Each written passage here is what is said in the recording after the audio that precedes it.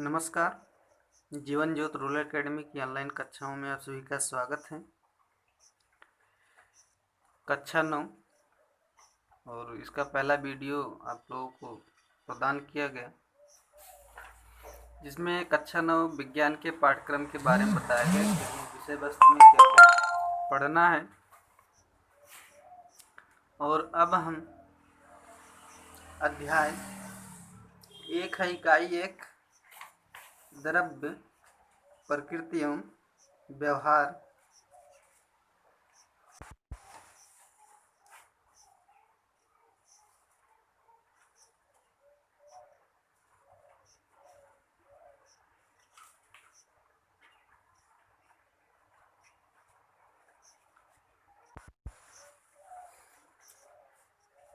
द्रव्य, प्रकृति एवं व्यवहार। तो द्रव्य में जैसे हम अपने दैनिक जीवन में अनेक प्रकार की वस्तुओं का प्रयोग करते हैं, चाहे वो खाने की चीज़ें हों, चाहे सौंदर्य प्रसाधन संबंधित वस्तुएं हों, या फिर घर मकान निर्माण संबंधी वस्तुएं हों। और उनके अलग अलग व्यवहार भी दिखाई पड़ते हैं। जैसे पानी भी एक तरह से पदार्थ है। ईंट हो गया, कुर्सी, मेज, दरवाज़ा। तो जितनी भी वस्तुएं हम देखते हैं अपने दैनिक जीवन में आसपास के पर्यावरण में, सभी वस्तुएं जो हैं वो पदार्थ या द्रव्य होती हैं। जितने भी वस्तुएं हैं जो हमें दिखाई दे रही हैं, चाहे पानी हो, चाहे कोई अन्य वस्तु हो, किताब हो गया, चाक, कलम, डस्टर, ये सारी चीज़ें जो हैं सभी क्या हैं, पदार्थ हैं। और पदार्थ को ही हम द्रव्य कहते हैं। अब अगर परिभाषा के रूप में देखा जाए कि द्रव्य क्या होगा, तो द्रव्य वह पदार्थ होंगे जो स्थान घेरते हो तथा उनमें भार पाया जाता है। जो स्थान घेरता हो और जिनमें भार हो, उसकी कुछ वजन हो, तौलने पर कुछ भार मिले, उसका वजन मिले, और साथ ही साथ जहाँ उसको रखा जाए उस स्थान को घेरे, कवर करे उतने स्थान को, तो वस्तुएं क्या होंगी, वो द्रव्य होंगी। क्योंकि ब्रह्मांड में जितनी भी चीज़ें हैं उनको केवल 2 वर्गों में बांटा जाता है। एक तो पदार्थ होता है, दूसरा ऊर्जा होता है। अब ऊर्जा में जैसे सूर्य का प्रकाश सूर्य से चलता है, पृथ्वी पर पड़ता है, तो अगर उसको हम किसी स्केल तराजू से तौलने का प्रयास करें तो उसका भार हमें कुछ प्राप्त नहीं होगा, और ना ही वो किसी स्थान को घेरती है। तो ऊर्जा और द्रव्य दो ही हैं। और यहाँ हम पढ़ रहे हैं द्रव्य। तो द्रव्य क्या है, जो स्थान घेरे और जिसमें भार हो, जिसका आकार हो, आयतन हो, घनत्व हो। ये सारी चीज़ें जिस वस्तु के अंदर पाई जाएंगी वो वस्तु क्या होगी, वो द्रव्य होगी। लेकिन अगर जिसका कोई आकार ना हो, ना ही आयतन हो, ना किसी प्रकार के स्थान को घेर रहा हो, तो वो ऊर्जा कहलाएगा। तो यहाँ द्रव्य है। द्रव्य वह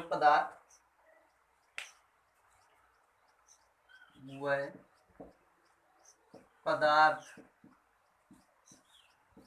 जो स्थान घेरते हैं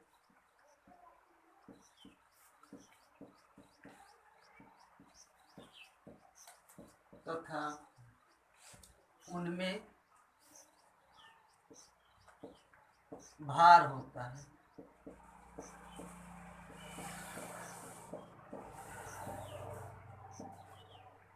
द्रव्य कहलाते हैं। तो वह पदार्थ जो स्थान घेरते हो और साथ ही साथ उसमें भार होता हो द्रव्य कहलाते हैं। जैसे अब ऐसी वस्तुएं इसमें लेंगे जो स्थान घेरता हो जिसमें कुछ भार हो। जैसे स्वयं को देख सकते हैं, जैसे मनुष्य क्या है, एक तरह से द्रव्य है, वो स्थान भी घेरेगा और उसका कुछ न कुछ वजन होगा, 60 किलो 50 किलो जो कुछ भी हो। और उसी तरह जैसे ईंट हो गया, ईंट, पानी,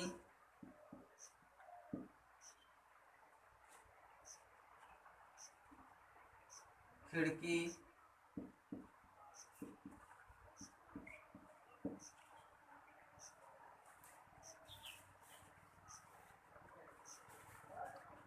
टेबल आदि।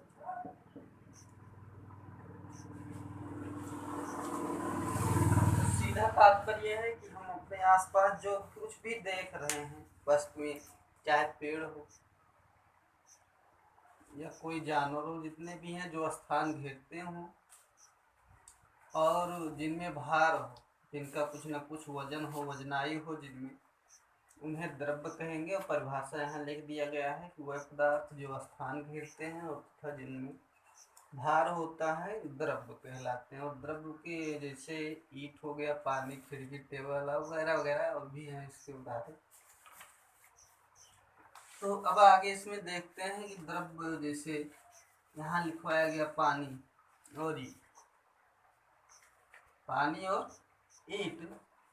तो अगर दोनों का आपस में तुलना करें तो ईंट का जो आकार होगा, जो साइज होगा, शेप होगा, वो एक जैसा रहेगा। अगर ईंट को जिस आकार में बना दिया गया है उसको कहीं भी रखेंगे वो उसी आकार का रहेगा। लेकिन अगर पानी को जिस बर्तन में रखेंगे, जिस पात्र में रखेंगे, वो उसी के आकार में परिवर्तित हो जाता है। से 1 लीटर पानी अगर गिलास में रखेंगे उसका आकार गिलास जैसा हो जाएगा, अगर बाल्टी में रखें तो बाल्टी के आकार का जैसा हो जाएगा, और अगर किसी अन्य बर्तन में रखें, किसी डिब्बे में रखेंगे तो उस डिब्बे के आकार में वो परिवर्तित हो जाता है। तो यहाँ भिन्नताएं मिल रही है कि ईंट का आकार तो फिक्स है, निश्चित है कि जिस तरह ईंट को बना दिया गया है उसी तरह रहेगा। लेकिन पानी क्या है, ये वो बर्तन पर निर्भर कर रहा है कि बर्तन का जिस तरह आकार होगा उसी तरह से पानी का आकार भी परिवर्तित हो जाएगा। तो द्रव्य जो होता है वो 3 अवस्थाओं में होता है। द्रव्य की 3 स्टेट्स हैं, अवस्थाएं हैं।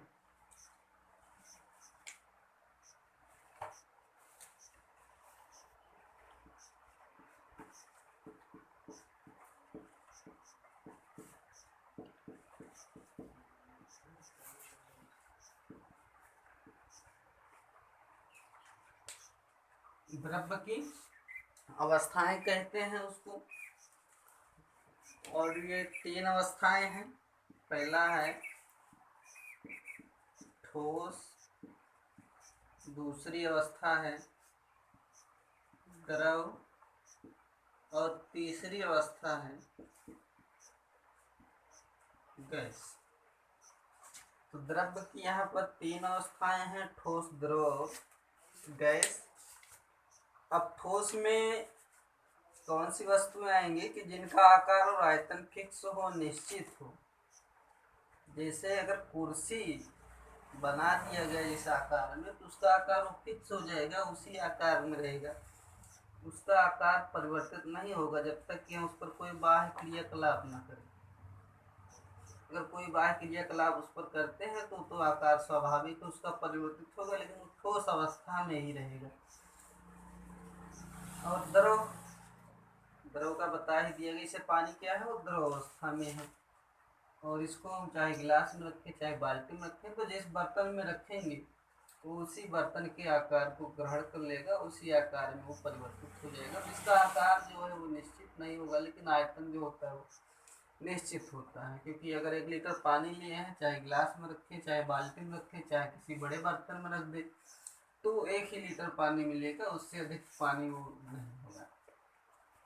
तीसरी अवस्था है द्रव की गैस।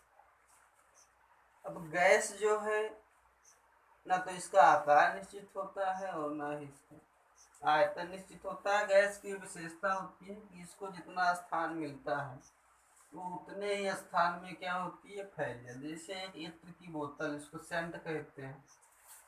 एक इत्र की बोतल अगर किसी बंद कमरे में खोल दिया जाए तो जितना स्थान उसको मिलेगा कमरे में उतने स्थान में वो फैल जाएगी। तो इसका ना तो आकार निश्चित होगा और ना ही आयतन निश्चित होगा।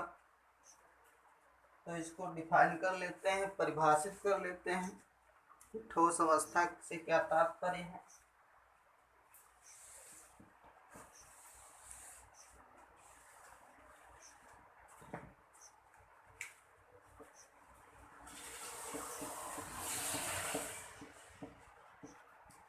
ठोस अवस्था तो वह पदार्थ जिनका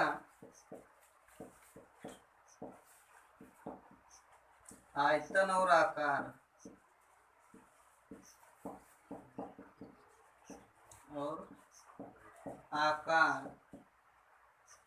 वह पदार्थ जिनका आयतन और आकार निश्चित होता है, जिनका आयतन और आकार निश्चित होता है, ठोस पदार्थ या ठोस कहलाते हैं।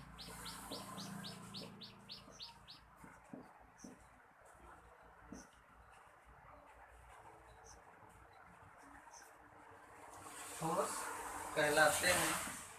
अब जैसे ठोस अवस्था में पत्थर,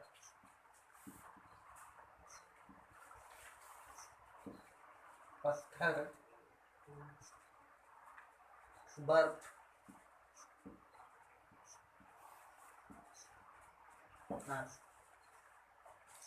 और दूसरी अवस्था है द्रव अवस्था।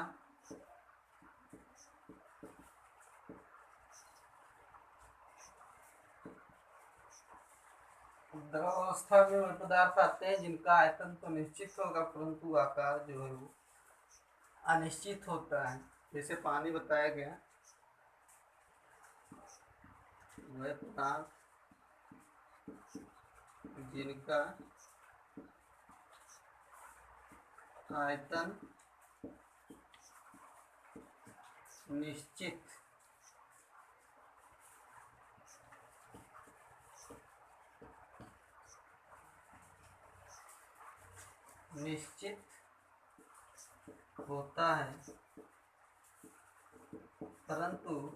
होता है परंतु आकार निश्चित नहीं होता।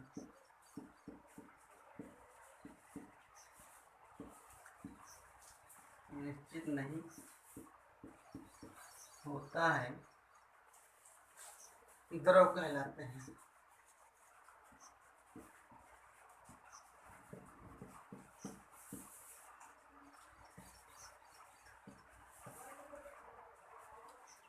वह पदार्थ जिनका आयतन निश्चित होता है परंतु आकार निश्चित नहीं होता है, द्रव कहलाते हैं।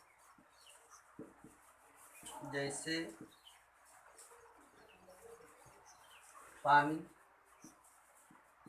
वो पानी चाहे नदी का हो, चाहे नल का हो, चाहे तालाब का हो, सब पानी ही हो। और पानी को जिस जिस बर्तन में रखेंगे, चाहे गिलास में रखें चाहे बाल्टी में रखें, तो आयतन उसका वही रहेगा लेकिन आकार जो है वो बर्तन के अनुसार वो बदल जाता है। इसीलिए उसको हम द्रव अवस्था कहते हैं। पानी, एल्कोहल,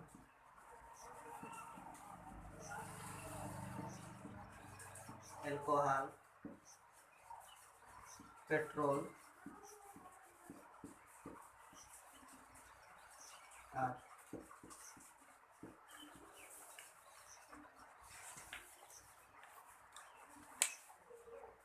और तीसरी अवस्था है गैस।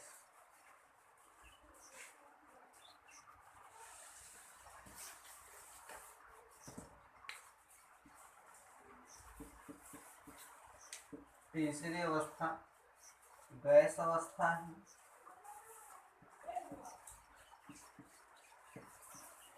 अब गैस अवस्था में न तो इनका आकार निश्चित होगा और न ही आयतन निश्चित होगा, क्योंकि इनको जितना क्षेत्र मिलेगा ये उतने क्षेत्र में फैलने का प्रयास करेंगे। चाहे खुला मैदान मिल जाए, पूरे खुले मैदान में ही फैलने का प्रयास करेंगे, और किसी बंद कमरे में अगर खोला जाएगा इसको पूरे कमरे में फैल जाएगा। जैसे एलपीजी गैस में लीकेज होता है, रिसाव होता है, क्या होता है, तेजी के साथ चारों ओर फैलने का प्रयास करता है। तो वह पदार्थ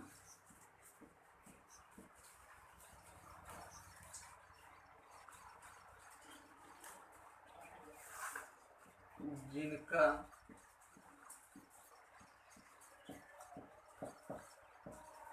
आयतन और आकार अनिश्चित होता है,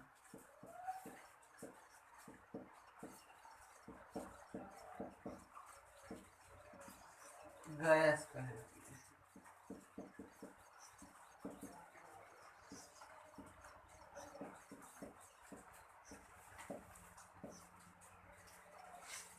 जैसे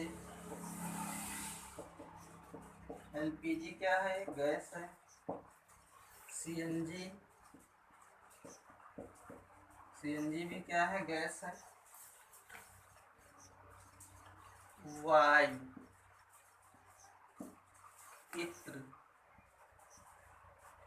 ये जितने भी पदार्थ हैं सब गैसीय अवस्था में पाए जाते हैं। तो आज के वीडियो में हमने पढ़ा द्रव्य, और द्रव्य की प्रकृति में ये हो गया है उसकी तीन अवस्थाएं कि द्रव्य की प्रकृति कैसी होती है, किन अवस्थाओं में पाई जाती है। तो द्रव्य जो है तीन अवस्था हो गया, पहला ठोस अवस्था, दूसरा द्रव अवस्था और तीसरा है गैस अवस्था।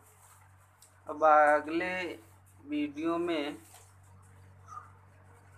इसमें पढ़ना है हमें अवस्था परिवर्तन कि कौन कौन से कारक हैं जो अवस्था परिवर्तन के लिए उत्तरदायी होते हैं और जिनके प्रभाव किसी द्रव्य पर पड़ता है और किस तरह से फिर द्रव्य व्यवहार करता है। तो उसको अगले वीडियो में